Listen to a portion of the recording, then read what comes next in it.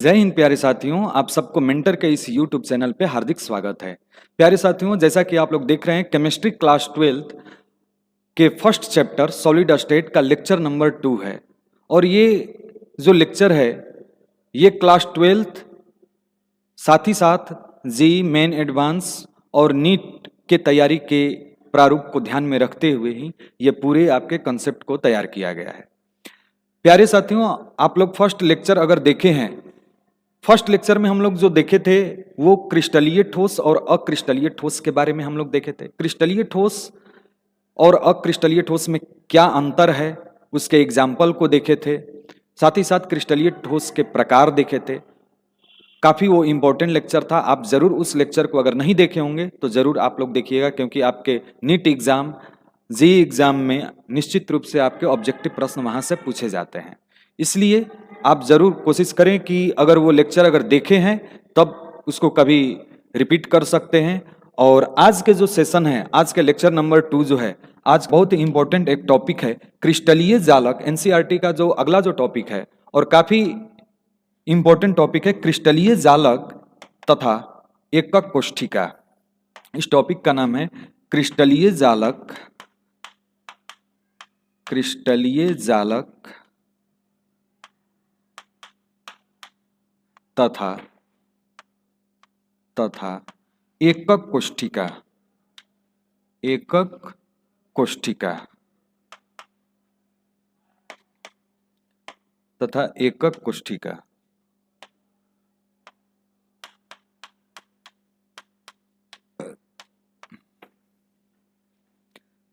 Crystal lattice, इसको English में कहेंगे crystal lattice and unit cell, unit cell. प्यारे साथियों, जैसा कि कोई भी क्रिस्टल होता है वो उसकी वास्तविक जो संरचना होता है वो 3D स्ट्रक्चर होता है, यानी कि उसकी कुछ लंबाई भी होती है, कुछ चौड़ाई भी होता है और कुछ ऊंचाई भी होता है। उसके 3 अक्ष यानी कि भाग लेते हैं, एक्स अक्ष, वाई अक्ष और जेड अक्ष। अगर हम लोग यहाँ पर सबसे पहले जो इस टॉपिक में आप देख रहे हैं क्रिस्टल जालक, तो सबसे पहले हम लोग जानने वाले हैं क्रिस्टल जालक क्या होता है। क्रिस्टल जालक, क्रिस्टल जालक जिसको इंग्लिश में हम कहते हैं क्रिस्टल लैटिस, क्रिस्टल लैटिस।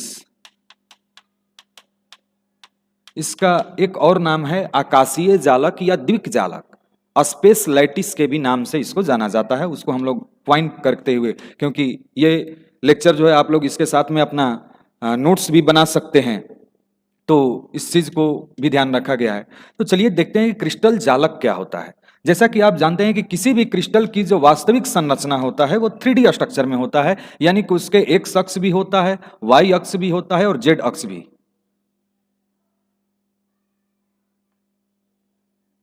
ये आपका हो गया एक्स अक्ष, वाई अक्ष और जेड अक्ष। अगर इसको हम मानते हुए इसी पर हम एक क्यूब का निर्माण करें, क्यूब का,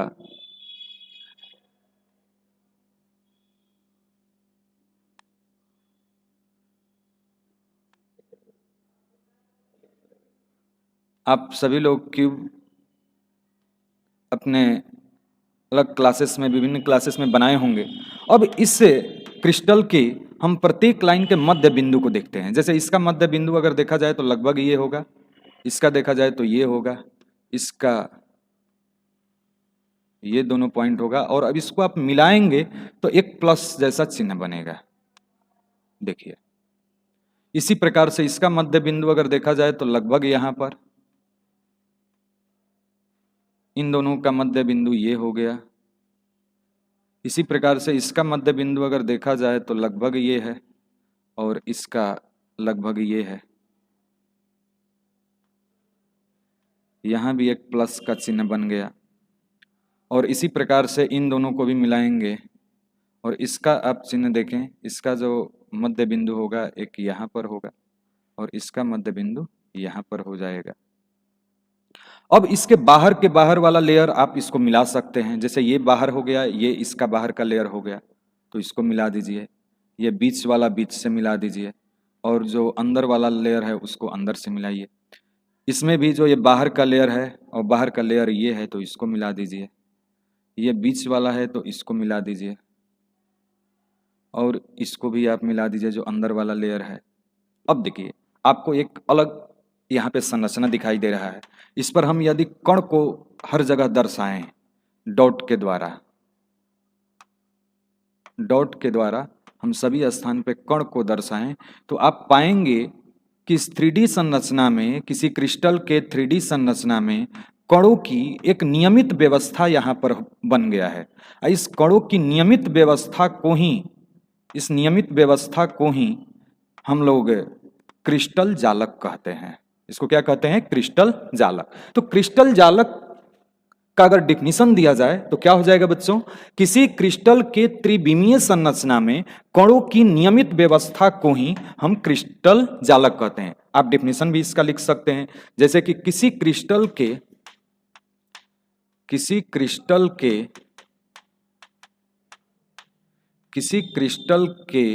त्रिविमीय संरचना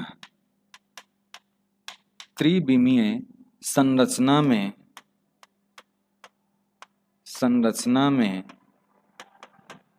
कणों की नियमित व्यवस्था को ही, कणों की नियमित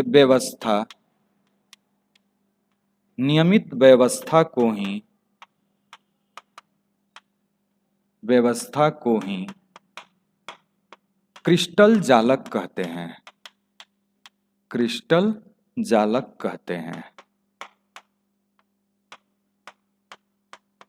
जैसा कि इस स्ट्रक्चर को आप देखें, यह किसी क्रिस्टल की त्रिविमीय संरचना है और इसमें कण की जो नियमित व्यवस्था दिया गया है, एक नियमित व्यवस्थित किया गया है, तो इस संरचना को ही हम क्या कहते हैं? क्रिस्टल जालक, जो कणों की नियमित व्यवस्था है। हम इसको यह भी कह सकते हैं कि क्रिस्टल जालक जो बना हुआ है किससे मिलकर बना हुआ है?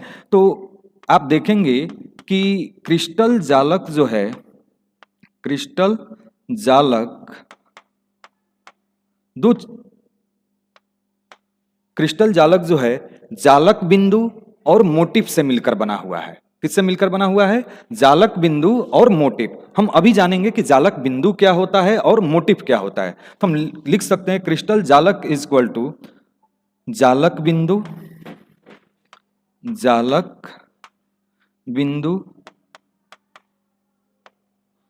Plus motif. आइए अब हम लोग इसी दोनों पॉइंट पर हम लोग बात करते हैं कि क्रिस्टल जालक किससे मिलकर बना है? जालक बिंदु और मोटिफ से। तो मोटिफ क्या है और जालक बिंदु क्या है? मोटिफ आप जानते हैं कि कोई भी क्रिस्टल है वो कण से मिलकर बना है। अब कण का मतलब हो गया अणु, परमाणु या आयन, तीनों में से किसी से भी वो मिलकर बन सकता है। एटम, मॉलिक्यूल एंड आयन, तीनों में से किसी से भी वो मिलकर बना होता है। तो जो कण है, कण जो है, कण के प्रारूप में कौन हो गया? अणु, परमाणु या आयन। अब कण को अगर देखा जाए तो अपनी स्थिति में, अपने माध्य स्थिति में वो दोलन करता है, और उसके गतिशीलता को दर्शाते हुए अगर हम इसको दर्शाएं कि ये अपने स्थान पर दोलन कर सकता है, तो इसी को कहते हैं मोटिफ। ये क्या है? मोटिफ। और कण को, इस कण को केवल हम डॉट के द्वारा दर्शाएं, केवल डॉट के। जैसे कि आप ये 3D स्ट्रक्चर देख रहे हैं, इस 3D स्ट्रक्चर में कण जहां भी है उसको डॉट के द्वारा दर्शाया गया है। तो जो डॉट के द्वारा दर्शाया जाता है उसी को कहा जाता है जालक बिंदु।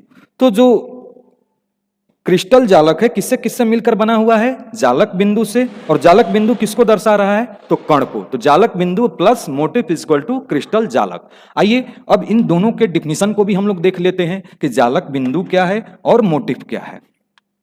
तो जालक बिंदु यानी लैटिस पॉइंट क्या है? Lattice point. तो क्रिस्टल में, किसी क्रिस्टल में कण को, किसी क्रिस्टल में कण को, कण का मतलब क्या हो गया बाबू? अणु या परमाणु या आयन, कण को किसी क्रिस्टल में कण को सामान्यतः डॉट के द्वारा दर्शाया जाता है। डॉट यानी कि इस रूप में दर्शाया जाता है, डॉट के द्वारा दर्शाया जाता है और इस डॉट को ही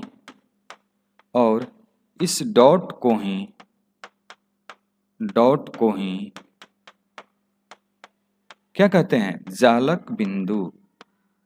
इस डॉट को ही जालक बिंदु कहते हैं।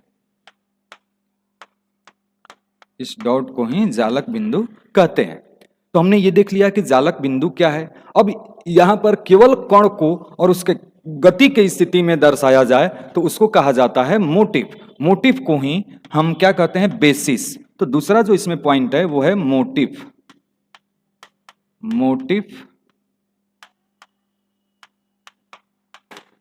मोटिव या बेसिस।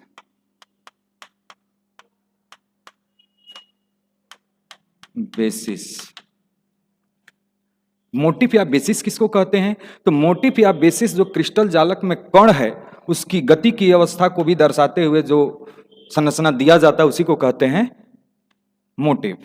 तो इसको हम लिख सकते हैं किसी क्रिस्टल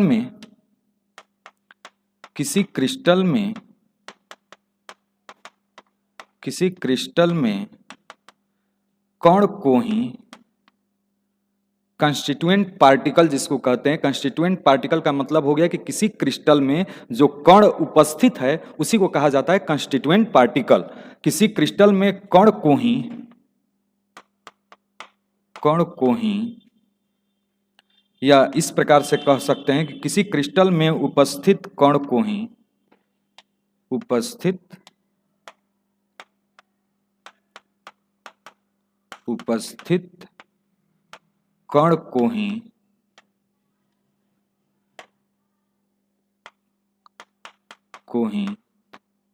मोटिव या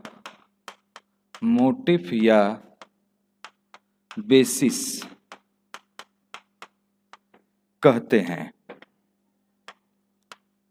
मोटिव या बेसिस कहते हैं। तो बच्चों ये तो हम लोग देखे कि क्रिस्टल जालक क्या है, मोटिव क्या है, बेसिस क्या है और क्रिस्टल जालक कहाँ। एक जरूर ये पॉइंट ध्यान रखना है कि क्रिस्टल जालक को ही कभी एक बार क्वेश्चन बोर्ड में भी पूछा गया है कि स्पेस लैटिस क्या है। तो क्रिस्टल जालक को ही आकाशीय जालक या द्विक जालक यानी स्पेस लैटिस कहते हैं। आप नोट में इस चीज को जरूर शामिल कर लीजिएगा कि क्रिस्टल जालक को ही आकाशीय जालक या द्विक जालक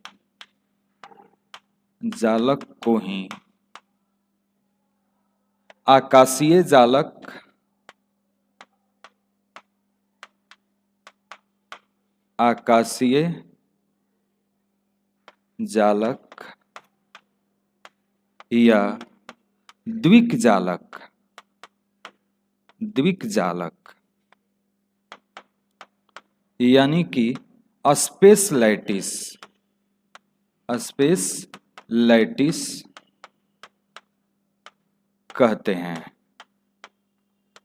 कहते हैं। तो ये तो हम लोग ये टॉपिक देखे क्रिस्टल जालक।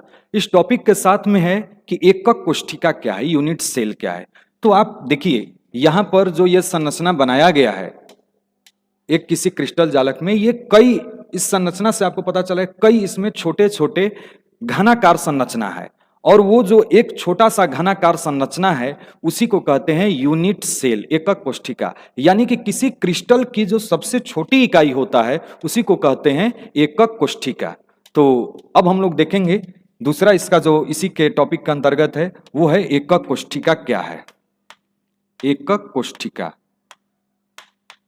जैसा कि आप बायोलॉजी में जानते हैं कि जीव की सबसे छोटी इकाई जो होता है वो होता है सेल, कोशिका। यहां पर इंग्लिश में नाम तो वही है यूनिट सेल। यूनिट मतलब इकाई और यहाँ पे हिंदी में नाम थोड़ा सा अलग दिया गया है, और यहाँ पे हिंदी में नाम है एकक कोशिका। जैसे हम किसी जीव के शरीर, जीव की सबसे छोटी इकाई जो होता है वो होता है सेल यानी कोशिका, ठीक उसी प्रकार किसी क्रिस्टल के सबसे छोटी इकाई को ही कहा जाता है एकक कोशिका। यानी अगर एक मकान को अगर हम देखें तो मकान छोटे छोटे ईंटों से मिलकर बना हुआ है। पूरा एक कमरा बन जाता है तो वो एक घन, उसके लंबाई चौड़ाई ऊंचाई एक घन का आकार लेता है। लेकिन जिस ईंट से वो मिलकर बना हुआ है वो ईंट का भी आकार घनाकार है। वो उस संरचना को अगर देखा जाए तो जो एक ईंट है, जो एक एक ईंट से मिलकर पूरा वो एक कमरा बना हुआ है, उसी प्रकार से जो अगर वहां पे ईंट को अगर देखा जाए तो वहां पे उसकी इकाई है। ठीक उसी प्रकार किसी क्रिस्टल की जो सबसे छोटी इकाई क्या हो जाएगा, एकक कोशिका। तो हम इसको कह सकते हैं कि किसी क्रिस्टल की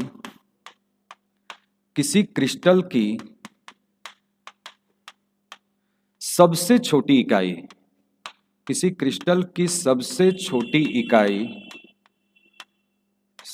छोटी इकाई को ही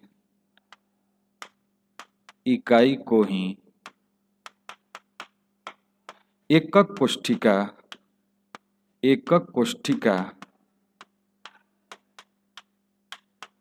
कहते हैं।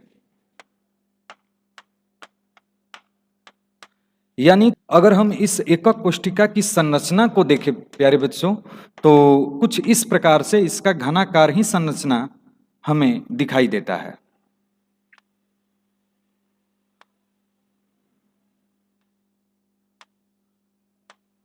इस घनाकार संरचना में आप यदि देखें कि कितने कोण हैं, यानी कॉर्नर की संख्या कितनी है और फेस की संख्या कितनी है, तो आप देख रहे हैं कि इस पर कोण की संख्या टोटल 8 है। 1 2 3 4 5 6 7 और 8।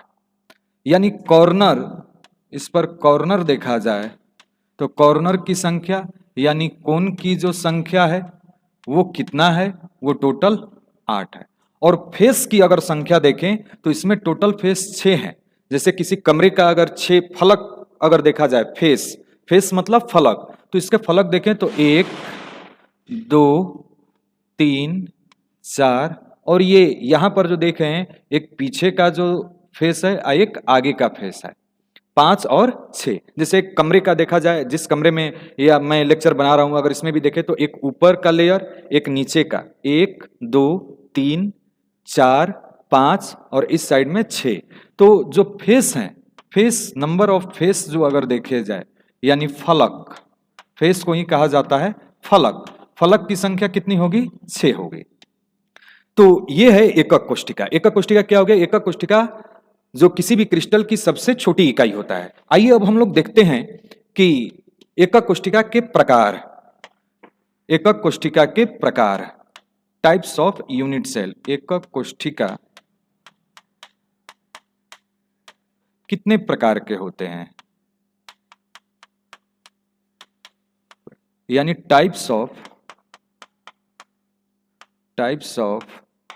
Unit cell. प्यारे साथियों, अगर हम लोग एकक कोशिका के प्रकार को देखें तो ये 2 टाइप्स के होते हैं। बेसिकली ये 2 प्रकार के हैं। एक होता है आद्य एकक कोशिका,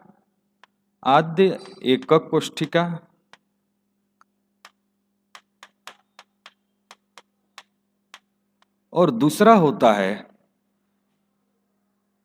केंद्रित एकक कोशिका, या इसको किसी भी बुक में अनाद्य एकक कोशिका भी दिया हुआ है। तो दोनों आप जाने, आद्य का विपरीत अनाद्य हो जाएगा, और इसको जैसे एनसीईआरटी जो नाम लेकर चला है वो है केंद्रित एकक कोशिका।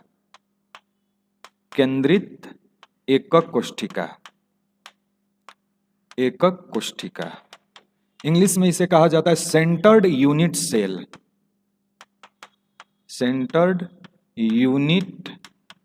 सेल, और इसको कहा जाता है primitive unit cell.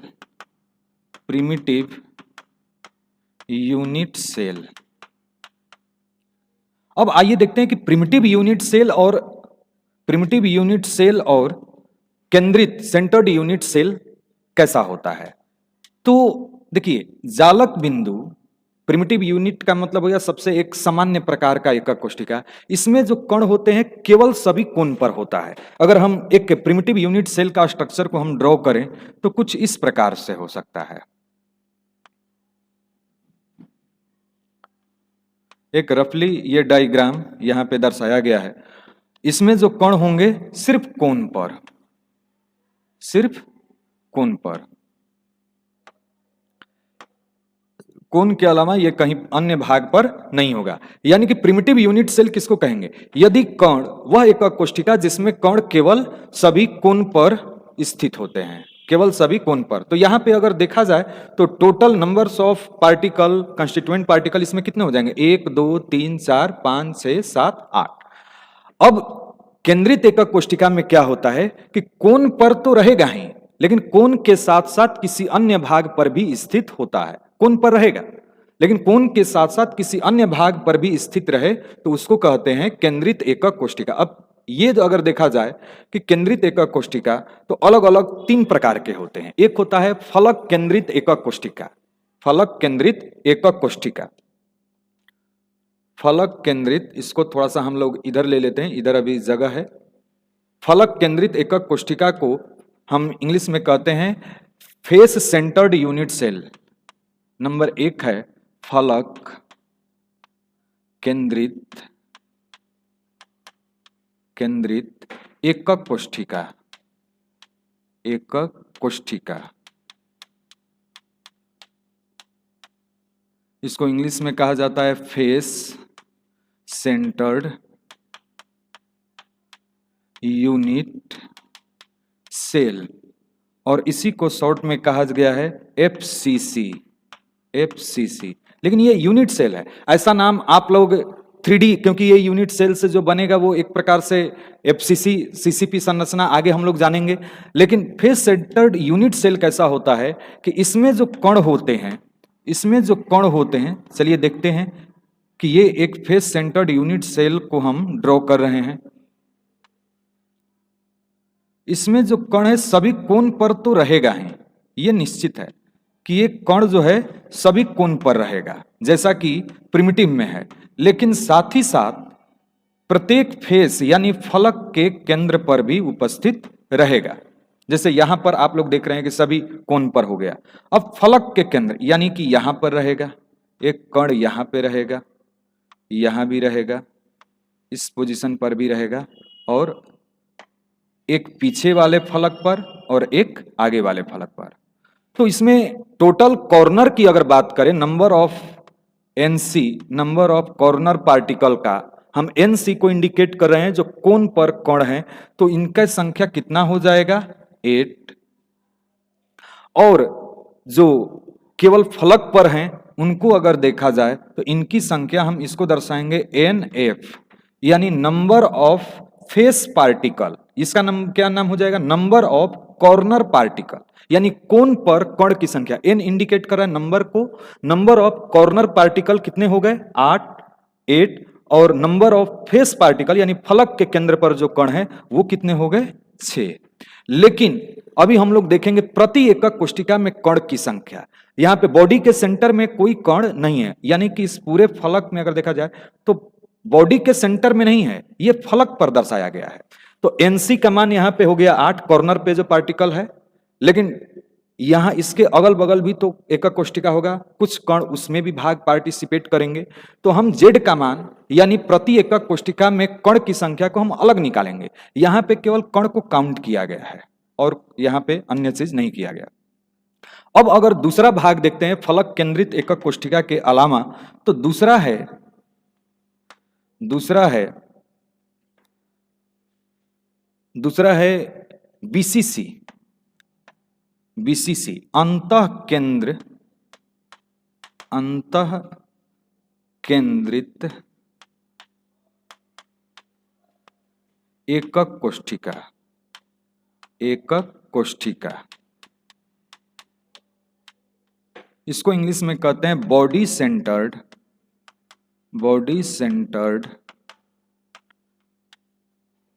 Unit cell, यही नहीं, बॉडी सेंटर्ड को हम काय केंद्रित भी कहते हैं, काय मतलब बॉडी, काय केंद्रित एकक कोशिका, एकक कोशिका।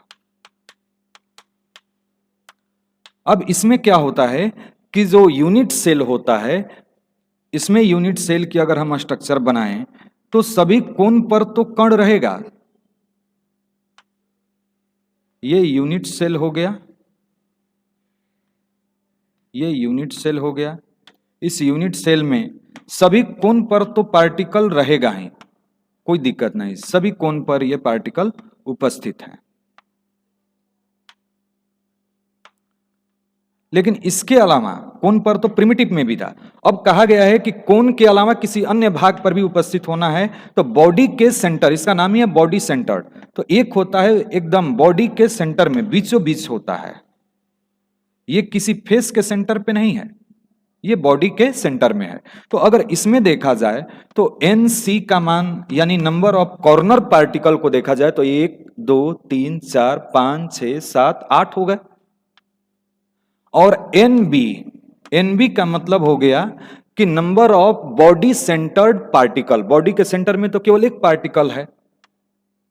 NF का मान देखा जाए यानी कि नंबर ऑफ फेस पार्टिकल, तो इसमें कोई भी नहीं है, 0 है। अब एक तीसरा जो यूनिट सेल है, जो तीसरा यूनिट सेल है वो है अंत्यकाय, नहीं अंत्य केंद्रित एकक कोशिका, एकक कोशिका यानी कि इंड सेंटर्ड सेल। अगर हम इसकी बात करें तो इसमें भी संरचना में कण तो सभी कोण पर तो होगा ही, सभी कोण पर कण होगा, स्वाभाविक सी बात है कि सभी कोण पर कण हैं।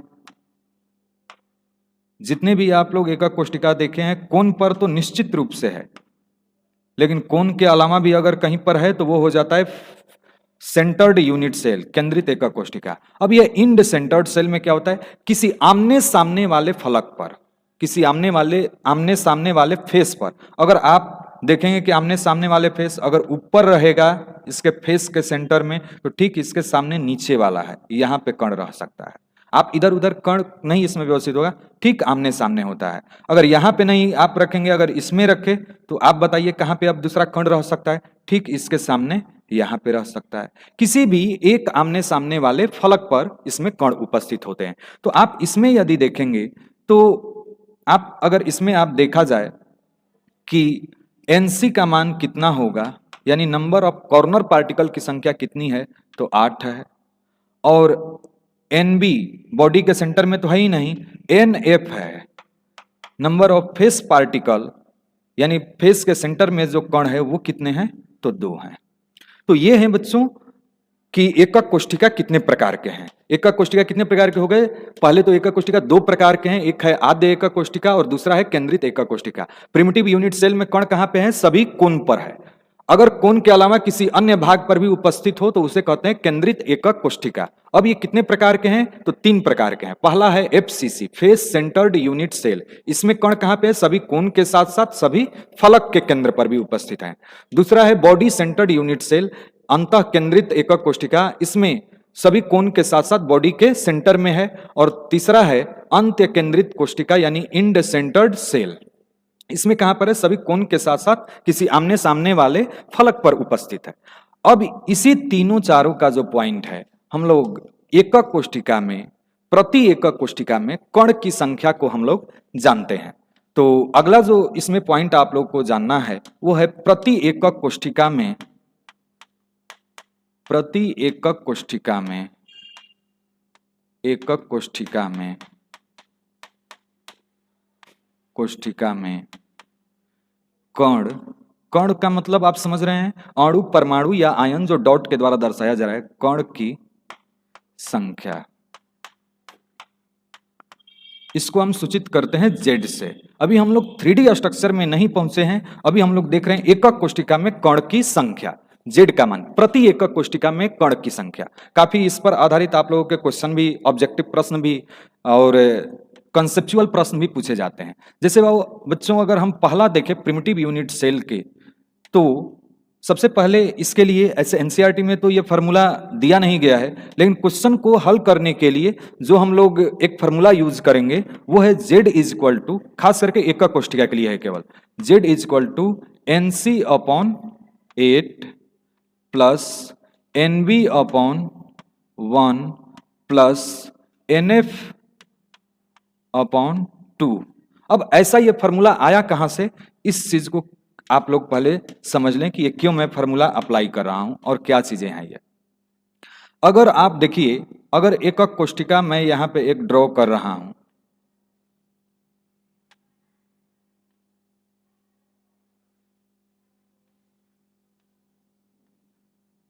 ये एक एकक कोष्टिका है, मैं केवल एक पार्टिकल लेकर इसकी संरचना को, ऐसे कण इसमें सभी कोण पर है उपस्थित, सभी कोण पर है, एक कण यहां है, यहां भी कण है।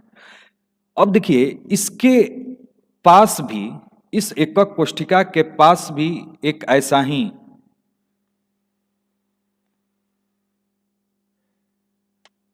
आप इस प्रकार से समझे, क्योंकि 3D स्ट्रक्चर में एक इसके बगल में भी एक एकक कोष्टिका होगा, इसके पीछे भी एकक कोष्टिका होगा और इसके ऊपर भी एकक कोष्टिका होगा, इसके नीचे भी एकक कोष्टिका होगा। यानी कि इसके बगल में इस साइड में एक कोष्टिका, इसके पीछे भी एकक कोष्टिका, फिर इसके पीछे भी एक कोष्टिका। तो एक तो ये हो गया, एक इसके बगल में 2 हो गया, फिर इसके पीछे 3 हो गया, फिर इसके पीछे वाला चौथा हो गया, और फिर इस पर ऊपर जब छत जैसा इसके ऊपर एकक कोष्टिका रखा गया, तो एक इसके ऊपर, एक इसके बगल वाले के ऊपर, फिर इसके पीछे वाले के ऊपर, फिर इसके पीछे वाले के ऊपर, यानी कि अपने परत में 4 और फिर इसके ऊपर भी 4 परत हो गए। तो ये जो कण है, यहां पर जो कण हुआ, यहां पर जो कण हुआ इस एकक कोष्टिका में, इस कण का तो केवल इतना ही भाग शामिल हुआ ना बच्चों, केवल इतना भाग। बाकी के जो आप खाली भाग देख रहे हैं, इसके अगल बगल में अन्य जो एकक कोष्टिका में ये भाग लिया है। जैसे आपके घर का पिलर जो होता है, अगर कोण की अगर बात करें तो बगल वाले कमरे का भी उसका भाग है, इसके पीछे वाले का भी भाग है, इस पर 2 तल्ला बने तो उसका भी वो भाग बन गया।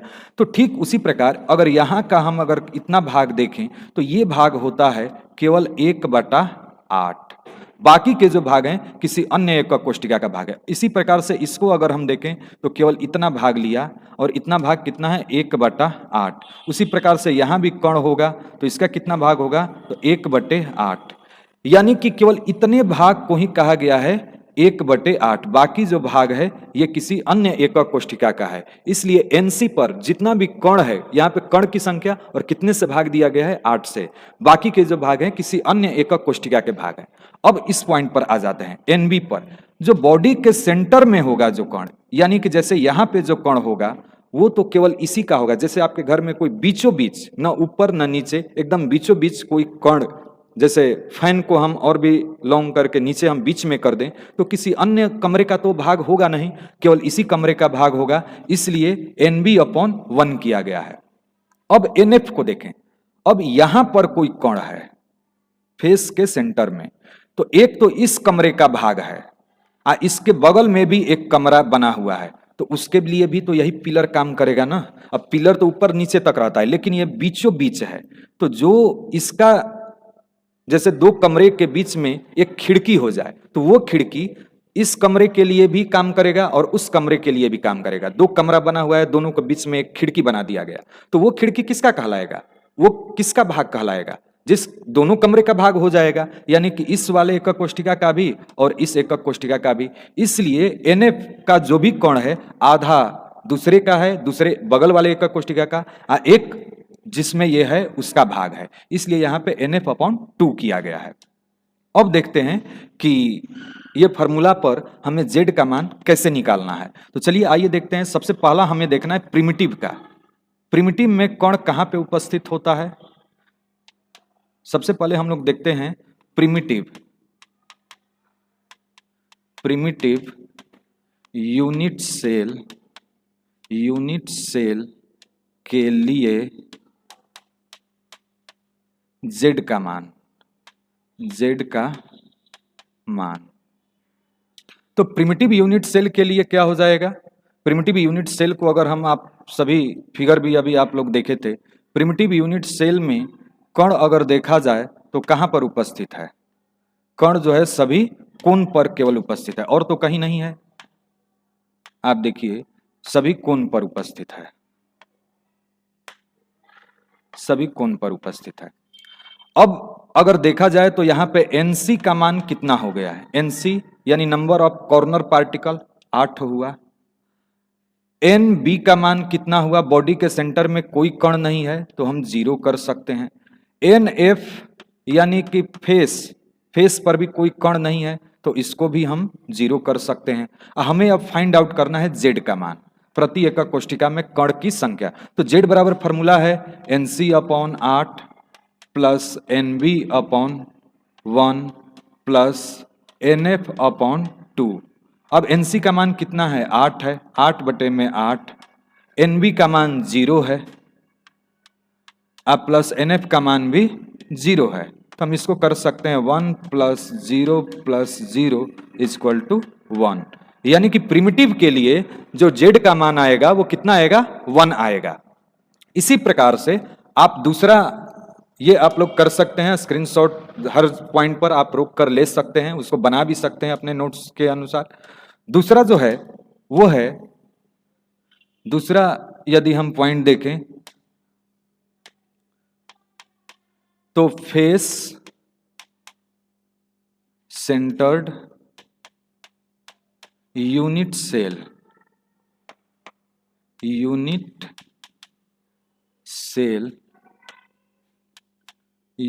सेल यानी FCC के लिए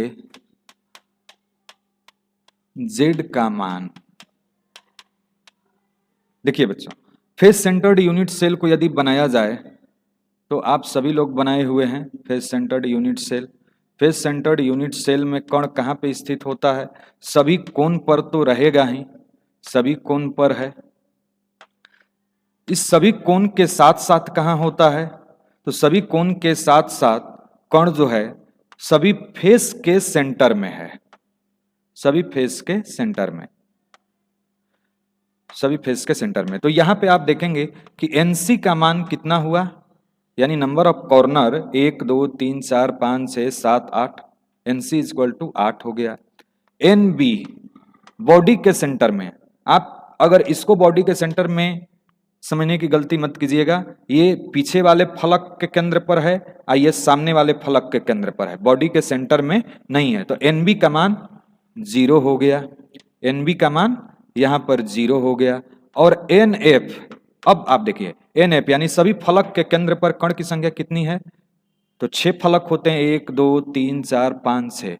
अब यहां पर हम Z का मान आप फाइंड आउट कर सकते हैं आसानी से कि क्या फॉर्मूला है? Z equal to NC upon 8 plus NB upon 1 plus NF upon 2, NF upon 2।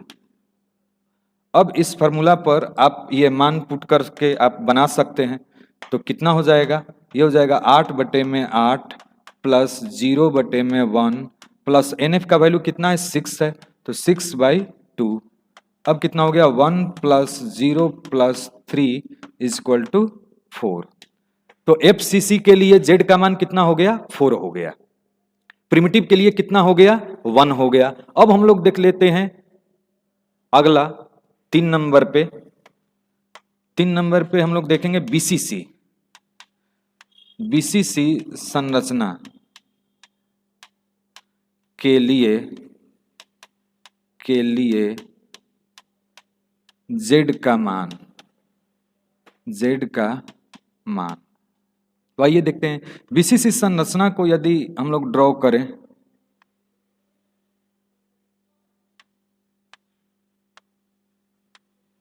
BCC संरचना में कण कहां पर है? सभी कोण पर है, सभी कोण पर है। और सभी कोण के साथ साथ बॉडी के सेंटर में है। ये है बॉडी के सेंटर। बॉडी के सेंटर वाला जो कण होता है वो बड़े आकार में दर्शाया जाता है। अब यहाँ पे देखें तो एनसी का मान कितना हो गया 8 सभी कोण पर, और एनबी बॉडी के सेंटर में 1 है, और एनएफ फलक के केंद्र पर तो है ही नहीं।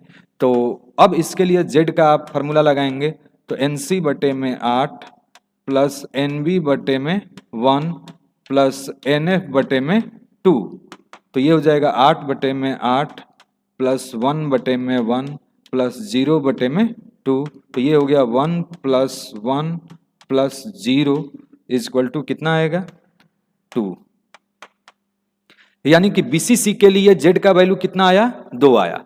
अब 2 कैसे है, मान लीजिए एक तो इसी का हो गया, एक ज्यों कहते हैं तो ये अपना इसमें भाग ले ही रहा है, लेकिन जो ये कण है इसका केवल इतना भाग ही इस एकक कोष्ठिका में है, और ये जो व्हाइट कलर से जो अभी मैं भाग लिया ये कितना है 1 बटे में 8 है, इसका भी कितना होगा 1 बटे 8, इसका भी कितना होगा 1 बटे 8, इसका भी कितना होगा 1 बटे में 8, इसका भी कितना होगा 1 बटे 8, 1 बटे 8, ये भी कितना हो गया 1 बटे 8, जो भी व्हाइट कलर का है 1 बटे में 8। अब जब 1 बटे 8 प्लस 1 बटे 8 प्लस 1 बटे 8 करते जाएंगे तो 8 एलसीएम होगा, और 1 प्लस 1 करेंगे तो ये हो जाएगा 8 बटे में 8, और इक्वल टू कितना आएगा 1। इसीलिए हम डायरेक्ट ही फॉर्मूला लिख दिए एनसी बटे में 8।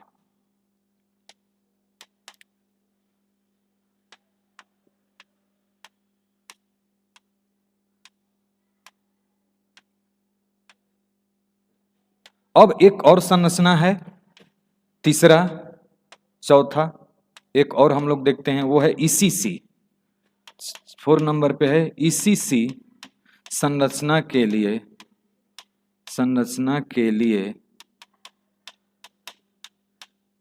जेड का मान। अब ईसीसी संरचना को यदि देखा जाए तो ईसीसी में कण कहां पे स्थित है, ईसीसी में कण सभी कोण के साथ किसी आमने सामने वाले फलक पर। अब आमने सामने वाला फलक हम कोई भी मान सकते हैं, एक इसको मान लिए एक इसको मान लिए। तो अब अगर देखा जाए तो एनसी का मान कितना है 8 है, बॉडी के सेंटर में जो है कण वो 0 है, और एन एफ देखा जाए तो केवल 1 और 1 2 है।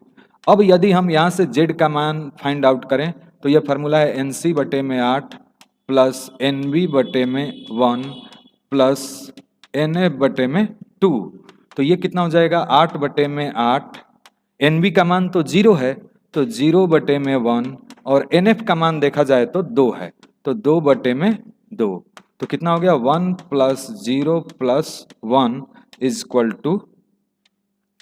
टू 2।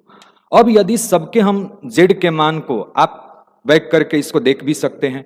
अब अगर हम एक साथ हम सबके केवल जेड का मान लिखें तो किस प्रकार से, इसको याद करने के दृष्टिकोण से आप देखें तो प्रिमिटिव के लिए z बराबर कितना आया है, प्रिमिटिव के लिए z का मान 1 आया है, क्योंकि केवल कोण पर है, और एनसी बटे में 8 8 बटे में 8 किए तो 1 है। एफसीसी के लिए कितना आया है z का मान, एफसीसी के लिए z का मान अगर देखा जाए तो ये आया है 4, और हम बीसीसी के लिए देखें z का मान तो इसका मान आया है 2, और ईसीसी के लिए देखें z का मान तो ये भी आया है 2।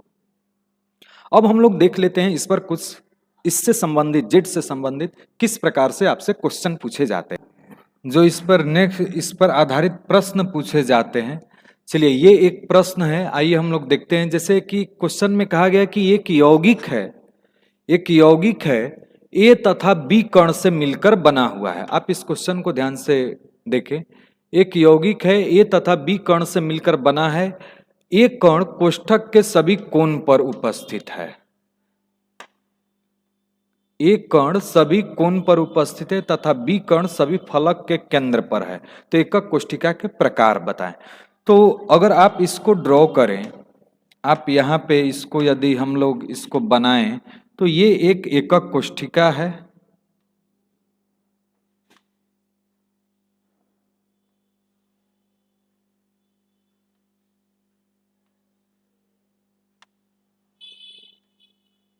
ये एकक कोष्ठिका है। अब क्वेश्चन को देखें, कहा जा रहा है कि कोण ए, एक यौगिक में मिलकर बना हुआ है, कोण ए कोष्ठक के सभी कोण पर है। जो यहां पे हम रेड कलर से जिसको कर रहे हैं, ये कोण ए को कर रहे हैं। ये कहां पर है? तो सभी कोण पर है। हम रेड से जिसको किए, ये कौन सा कोण है? तो ए हो गया। और दूसरा कह रहा है कि कोण जो बी है, कोण बी सभी फलक के केंद्र पर है, सभी फलक के केंद्र पर है।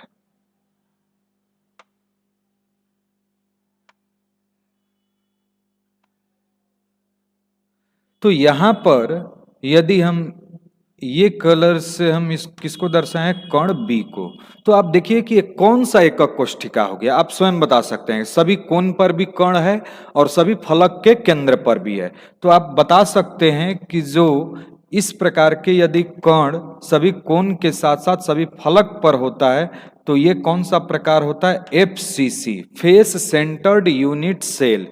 फेस सेंटर्ड यूनिट सेल ये फलक केंद्रित एकक कोष्ठिका है। जैसा कि आपसे पूछा गया एकक कोष्ठिका के प्रकार बताएं, लेकिन अब पूछ रहे हैं कि उस यौगिक का रासायनिक सूत्र क्या होगा। तो देखिए, इसमें जो कोण ए है, सूत्र के लिए अब इसको हम सॉल्व कर रहे हैं। सूत्र के लिए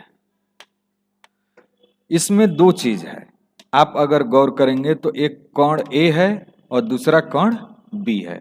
कोण ए कहां पर है? सभी कोण पर, सभी कोण पर है।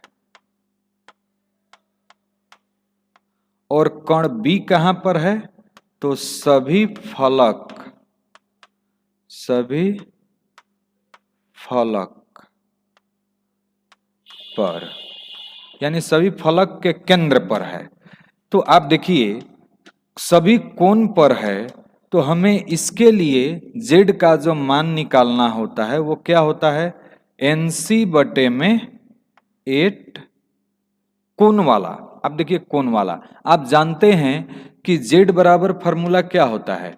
NC बटे में 8 प्लस NB बटे में 1 प्लस NF बटे में 2। तो कोण वाला केवल हम लेंगे, क्योंकि कोण पर ही ये कोण का जो भाग है वो कौन सा है? ए है। तो ए के लिए हमारा यहाँ पे संख्या जो निकलेगा वो कैसे निकालेंगे? NC बटे में 8। अब देखिए बी कहां पर है? सभी फलक पर। तो NF का मतलब हो गया कि नंबर ऑफ फेस पार्टिकल, यानी फेस पर जो कण है, फलक पर जो कण है। तो NF फलक की संख्या कितनी है? 6 है। 1 2 3, 1 2 3 4 5 6। तो हम यहाँ पे जो फॉर्मूला लगेगा NF बटे में 2 लगेगा। ये वाला बॉडी के सेंटर में है ही नहीं तो वो भी करते। अब NC बटे में यदि मैं 8 करूं तो ये वाला देखिए, यहाँ से आपका ऑब्जेक्टिव प्रश्न टाइप में ही ये प्रश्न है, जैसे आपके कॉम्पिटिटिव एग्जाम में ऐसे प्रश्न पूछ दिए जाते हैं। तो NC का मान यहाँ पे टोटल अगर कोण अगर हम देखें कोण पर, तो 1 2 3 4 5 6 7 8 हैं। तो हम NC का मान कितना रखेंगे? 8 रखेंगे। तो यहाँ पे हो जाएगा 8 बटे में 8, और ये हो जाएगा NF, यानी कि फलक की जो संख्या है, फलक का जो इलो पार्टिकल 1 2 3 4 5 6, तो इसका हम मान कितना रखेंगे? इसके लिए जो हम लोग मान रखेंगे, ये रखेंगे 6/2, 6/2 रख लिए। अब इसको आप लोग सॉल्व कर लेंगे तो इसका वैल्यू जो आएगा 1 आएगा और इसका वैल्यू जो आएगा 3 आएगा। अब देखिए एक की संख्या कितना आया? एक की संख्या, एक की जो संख्या आया 1 आया, ए को हम 1 लिख सकते हैं। अब बी की जो संख्या आया वो कितना आया? 3 आया, बराबर हम इसको 1 को हाइड कर दिया जाता है और ये फार्मूला बनेगा AB3। अब इस क्वेश्चन को एक बार पूरा आप एक बार नजर डालें। जैसे कि कहा गया कि कण ए जो है सभी कोण पर है। ए कहाँ है? सभी कोण पर। बी कहाँ है? सभी फलक पर। अब कोण पर है तो कोण वाला फॉर्मूला जैसे z बराबर एनसी बटे में 8 प्लस एनबी बटे में 1 प्लस एनएफ बटे में 2 है। अभी हम चतुष्फलकीय छिद्र और अष्टफलकीय छिद्र की बात नहीं कर रहे हैं, वो जब बता देंगे तो उस पर भी ऐसे प्रश्न पूछे जाते हैं, उसको हम लोग अलग देखेंगे। अभी केवल एकक कोष्ठिका पर ये सभी प्रश्न है। तो ए कहाँ है? सभी कोण पर है। बी कहाँ है? सभी फलक पर। तो z बराबर एनसी बटे में 8 वाला कॉर्नर के लिए है, ये बॉडी के सेंटर के लिए है और ये फलक के केंद्र के लिए है। तो आइए देखते हैं कि ए हो गया सभी कोण पर, बी हो गया सभी फलक पर। तो सभी कोण के लिए हमारा फॉर्मूला क्या है? एनसी बटे में 8 है और सभी फलक वाले के लिए क्या है? एनएफ बटे में 2 है। आप ये फॉर्मूला जरूर ध्यान रखें। अब एनसी यानी नंबर ऑफ कॉर्नर पार्टिकल को अगर हम देखें तो 1 2 3 4 5 6 7 8 हैं, तो 8 बटे में 8 में कर दिया तो ये हो गया 1। अब फलक की संख्या देखें फेस की तो 6 बटे में 2 इक्वल टू 3। तो ए की संख्या कितना आया? 1 आया। अब बी की संख्या कितना आया? 3 आया। तो इसको हम लोग लिख सकते हैं AB3। तो प्यारे बच्चों यहां तक हम लोग जो देखे वो आज हम लोग देखे क्रिस्टल जालक, मोटिफ के साथ जालक बिंदु और यूनिट सेल। इसके बाद हम लोग देखेंगे क्रिस्टल तंत्र। इसके बाद बहुत ही इंपॉर्टेंट टॉपिक है क्रिस्टल तंत्र। इसको हम लोग नेक्स्ट लेक्चर में जानेंगे क्रिस्टल तंत्र क्या होता है। Crystal system.